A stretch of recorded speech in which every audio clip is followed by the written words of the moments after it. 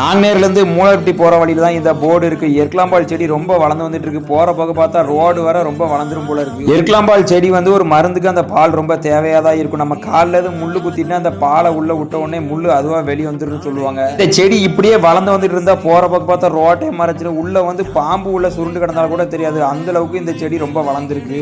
நிறைய பேர் என்கிட்ட நேர்லையும் ஃபோன்லையும் கமெண்ட்லையும் நிறைய பேர் கேட்க தான் செய்தாங்க, இப்படி சோசியல் ஒர்க் நீங்கள் பண்ணுறீங்களா, விளம்பரத்துக்கு பண்ணுறீங்களா, சும்மா விளையாட்டுக்கு பண்ணுறீங்கன்னு சொல்லி நிறைய பேர் என்கிட்ட கேட்காங்க. இந்த சோசியல் ஒர்க் பண்ணியாவது வீடியோ எடுத்து அப்லோட் பண்ணி போட்டோம்னா இதை பார்த்தாவது 10 பேருக்காவது ஒரு சோசியல் ஒர்க் பண்ணணும்னு சொல்லி ஒரு ஆசையும் வரும். நிறைய விஷயங்கள் நானும் தொடர்ந்து பண்ணிக்கிட்டே தான் இருக்கேன். என்னால் முடிஞ்ச அளவுக்கு நம்ம ஊருக்கு எதுக்கு பண்ணணுமோ அதை நான் தொடர்ந்து பண்ண தான் செய்வேன். பெரிய மரமாக இருந்தாலும் ஈஸியாக வெட்டி தள்ளிடலாம். இந்த மாதிரி சின்ன சின்ன மரம் வெட்டுறதா ரொம்ப கஷ்டம். இந்த எருக்கலாம்பால் செடி நம்ம மேலோட வெட்டினோம்னா அது வளர்ந்து வந்துடும்.